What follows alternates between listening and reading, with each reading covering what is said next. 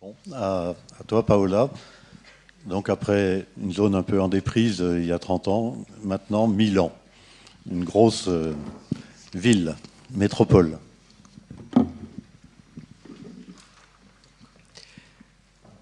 Et donc on attend le PowerPoint. On va changer de paysage, c'est sûr. Ah, c'est moi commandé maintenant. D'accord. Ah oui. D'accord. Voilà. Et ça, le changement est évident. Donc bonjour à tous. On est sur des rizières, comme vous voyez, et c'est au mois d'avril quand elles sont remplies d'eau. Et la ville derrière, la ville qui est autour, et ça c'est un des paysages typiques du parc agricole. Alors, je parlerai du parc agricole, mais non seulement du parc agricole, et en général de ce que s'est passé à Milan dans les derniers 20 ans et qui, d'après mon point de vue, en tant qu'enseignant-chercheur, a été une sorte de révolution concernant l'agriculture. Personnellement, je ne croyais pas qu'on arrivait à ça et j'ai vécu un changement agricole important, surtout pour ce qui concerne l'agriculture urbaine. Donc, là, vous voyez la carte schématique du parc agricole qui ne couvre pas l'entière Aix-Provence et maintenant métropole de Milan, couvre plus ou moins la moitié. Les jaunes, c'est les parcs, et ce que vous voyez en blanc, ce sont comme des trous, et ce sont les villes. Donc le parc agricole couvre seulement la surface agricole. Comment il est né à partir d'une volonté de la démunicipalité, 61 municipalités, des experts de la culture commune qui a eu besoin de préserver la partie sud de Milan qui était dédiée à l'agriculture, avec une agriculture riche, très productive, par rapport à l'industrialisation du nord de Milan et à l'archement des terres qu'il y a eu au nord. Et donc, le parc agricole s'est fondé en 1990 avec un parc en tant que parc régional pour protéger les paysages et l'environnement. Donc, le mot paysage rentrait déjà dans la finalité du parc, mais surtout pour relier la ville à la campagne et relier les zones extérieures au système urbain vert. Ensuite, il y avait l'entrée écologique, l'importance des espaces boisés et des activités culturelles et récréatives. La place du paysage, on la voit dans les plans territoriaux qui a été fait 10 ans après, dans les années 2000. Et dans les plans, vous voyez la carte sur la droite, il y a des zones qui sont protégées, des territoires agricoles, des centres urbaines et des centres métropolitaines. Donc, c'est une nouvelle formule de territoire, de franges. Alors, il y avait différentes définitions, franges, périurbains, intra-urbains. La définition donnée par le parc a été territoire agricole des ceintures, mais aussi des réserves naturelles et ce qui est, de mon point de vue, remarquable, l'importance du bâti.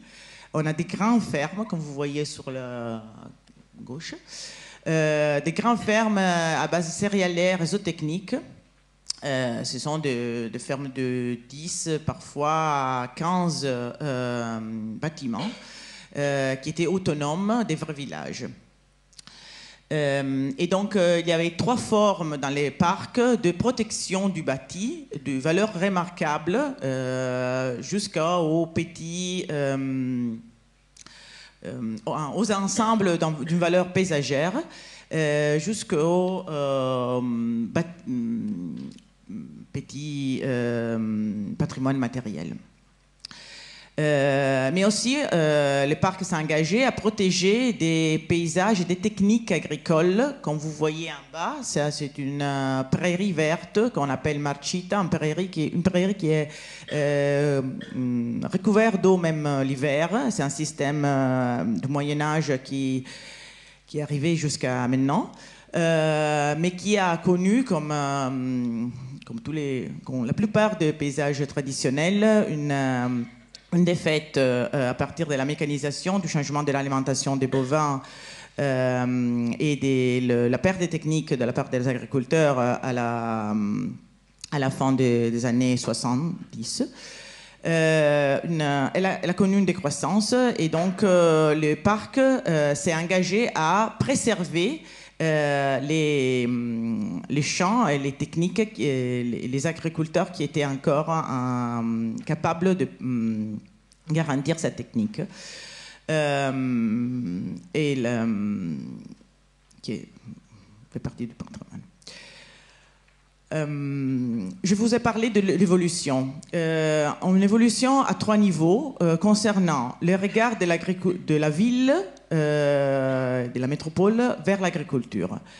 Il y a eu les parcs aux années 90, mais ce n'était pas suffisant. Les agriculteurs ne se sentaient pas partie du parc. Et donc, le processus a été long pour leur faire dire maintenant je suis content que le parc existe et qu'il nous a gardés là. Et l'évidence du fait qu'ils avaient besoin de quelque chose d'autre, c'est l'émergence de toute une série d'autres projets que vous voyez en haut. Donc le parc agricolo Ticinello, le parc des Rizières, qui ce sont des projets de ce qu'en France on appelle projets de territoire, en co-construction entre les agriculteurs et les citadins, donc qu'ils partent du bas. Alors que le parc agricole, elle partait d'où donc à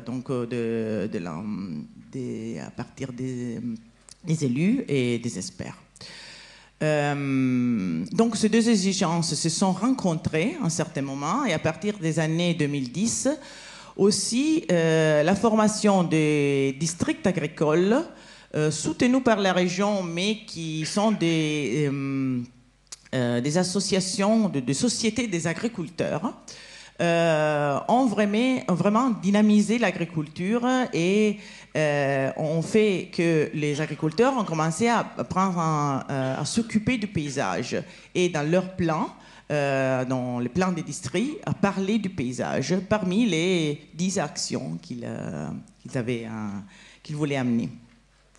Le processus a été accéléré grâce à l'exposition universelle en 2015, qui était sur la nourriture, donc sur nourrissant la planète, et qui était un déclencheur immense pour tous nous on s'occupait d'agriculture, parce que tout le monde en parlait, et donc finalement tout le monde nous écoutait. Qu'est-ce qu'a fait les parcs pour se rapprocher aux agriculteurs? Toute une série d'actions, d'accompagnement. Ils ne donnaient pas de l'argent directement, mais ils les accompagnaient des actions comme le marché à la terre, le label pour la production d'une qualité environnementale, donc pas la qualité des produits, mais en général des gestions de la ferme. Des points d'information comme les points parcs, aussi qu'une guide des entreprises agricoles multifonctionnelles, donc pour pointer sur la multifonctionnalité de l'agriculture autour de Milan, qui était toujours une agriculture très avancée. Et grâce à l'industrie, elle a été toujours, au fil du temps, très innovante.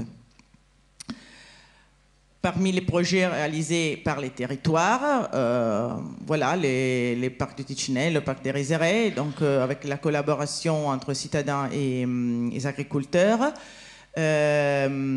pour préserver des paysages et s'appuyer aux éléments du patrimoine. C'est toujours une composante remarquable dans ces paysages, dans ces projets. Dans le parc de Ticinello, c'est les réseaux des haies et encore la présence des marchite. Le parc des Riserets, c'est la culture du riz, très ancienne. Au milieu, le progetto agricultura, la ferme à l'interno, ce sont aussi encore des marchite et la présence aussi d'un patrimoine immatériel, parce qu'on dit que même Pétrarque est passé voir la ferme un jour. Et quand on rentre au milieu du parc, des projets qui sont portés par les mairies, par le parc et par les citadins. Donc un vrai projet concerté. Ça c'est un musée, une nouvelle idée d'un musée, musée workshop, qui est dans un bâtiment. C'était une ferme modèle du début du XXe siècle, qui était en condition un grave dégât, et l'étable a été restaurée et a été installé un musée multifonctionnel, donc avec des expositions permanentes, temporaires, une cuisine, parce que c'était un laboratoire de goût, et une librairie, qui n'est pas seulement dans la ferme, mais qui s'ouvre au territoire. Et donc la volonté de faire connaître les fermes qui sont les principaux fournisseurs des produits pour la cuisine, donc pour les laboratoires de cuisine, qui sont les producteurs du paysage qu'on a mis en valeur à travers de la carte thématique qui va toujours montrer les paysages historiques. Donc d'où vient-il ces paysages qu'il a 300, 400, 105 ans. Donc un projet qui a connecté différentes municipalités. Donc, est-ce que le paysage a été un moteur pour la transition de Milan vers l'agriculture? Parce que Milan n'était pas connu pour l'agriculture. Vous connaissez peut-être pour la mode, pour l'industrie, mais maintenant, ou bien dans ce contexte, peut-être vous déjà avez commencé à découvrir Milan en tant que ville agricole, deuxième ville agricole d'Italie. En tant que surface. Je crois que la transition s'est appuyée surtout sur la valeur matérielle et immatérielle du paysage. Le bâti et les traditions liées au bâti rural ont toujours été un moteur déclencheur pour la prise de conscience d'un patrimoine qu'on risque de perdre. Et à côté, l'espace ouvert, dont les champs, les traditions, les techniques agricoles.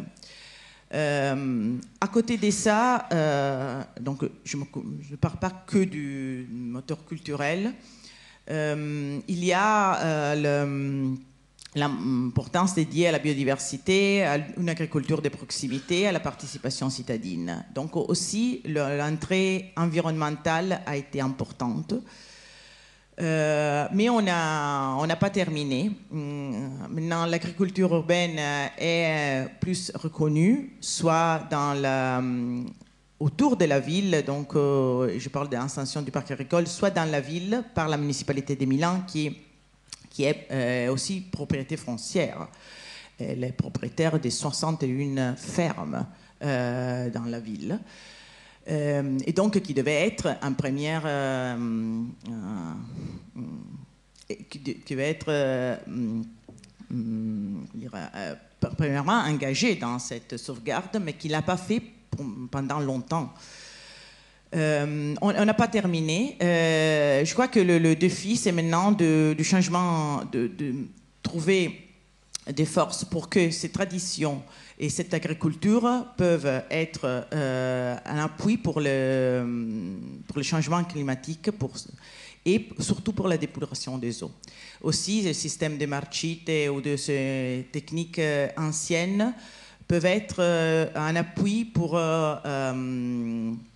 améliorer le climat dans la ville, autour de la ville, et aider à un problème de désépluration d'eau qui existe à Milan depuis longtemps. Voilà.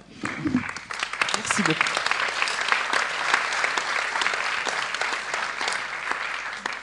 Merci.